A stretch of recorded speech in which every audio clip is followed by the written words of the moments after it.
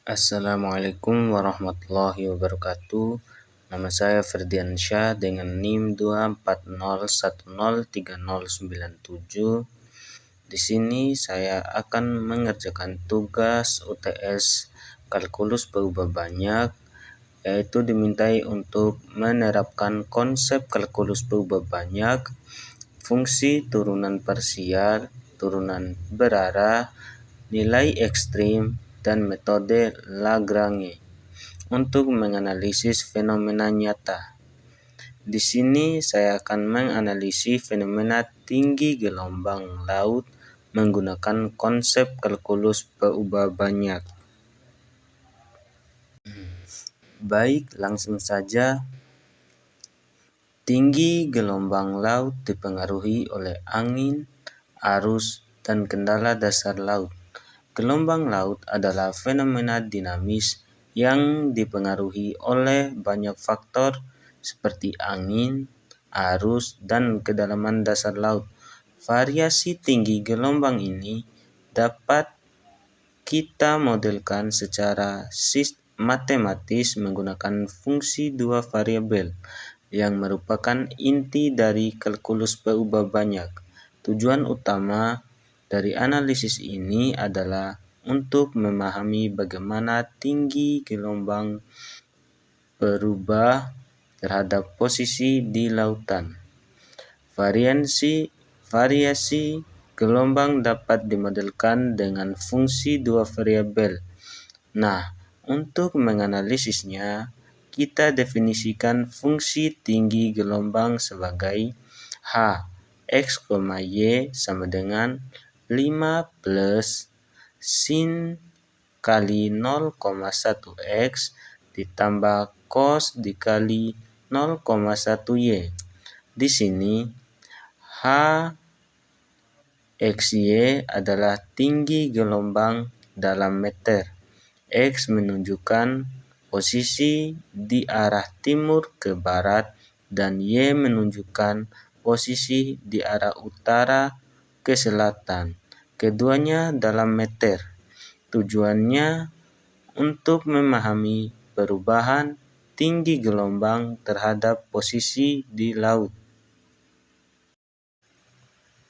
Nah, selanjutnya kita mendefinisikan fungsi gelombang, yaitu H X, Y sama dengan 5 ditambah sin dikali 0,1 X ditambah cos, 1 Y. Keterangannya H X, Y yaitu tinggi gelombang meter. X adalah posisi arah timur ke barat meter. Y adalah posisi arah utara ke selatan meter. Selanjutnya kita visualisasi fungsi gelombang laut.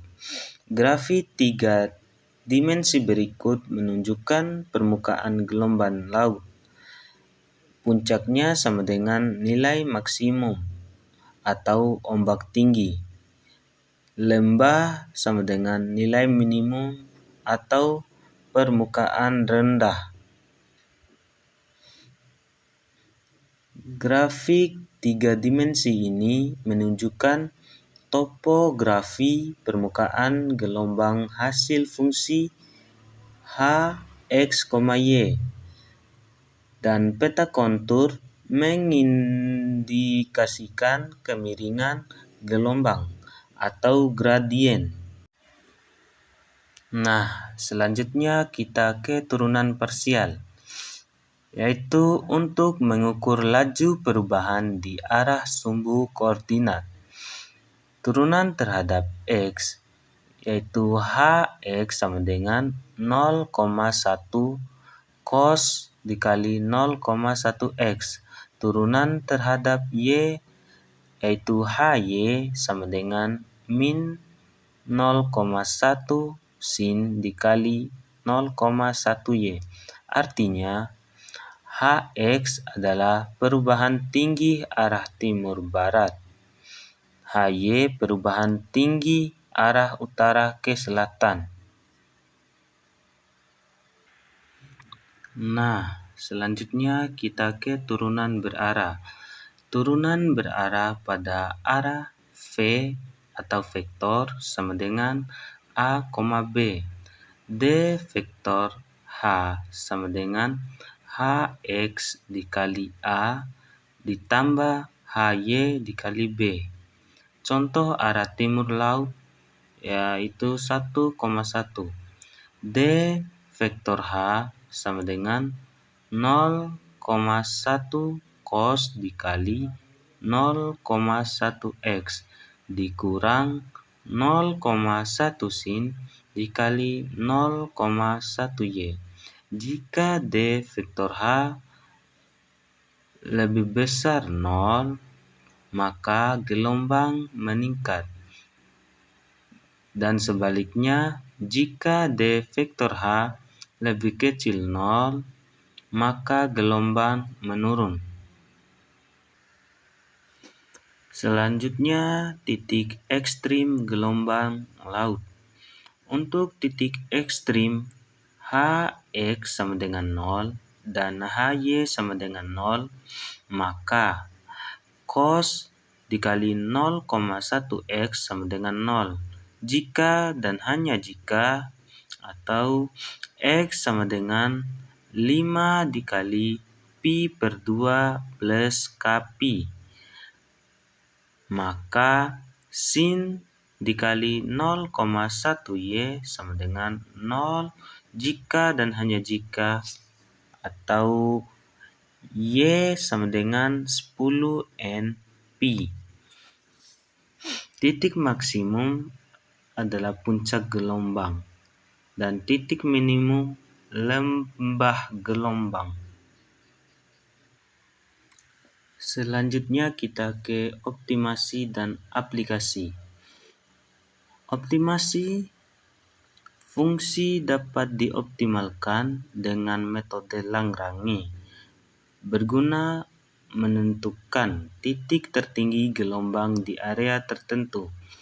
Aplikasi navigasi laut atau menghindari zona ombak ekstrim, peringatan dini ombak tinggi, dan riset kelautan. Nah, kesimpulan dari PPT tadi, model H, X, Y sama dengan 5 ditambah sin dikali 0,1 X ditambah cos dikali 0,1 Y memodelkan variasi tinggi gelombang laut. Turunan parsial menunjukkan arah perubahan. Titik ekstrim menunjukkan puncak dan lembah. Berguna untuk menganalisis dinamika laut. Nah, referensinya Stewart. Sekian dari saya. Wassalamualaikum warahmatullahi wabarakatuh.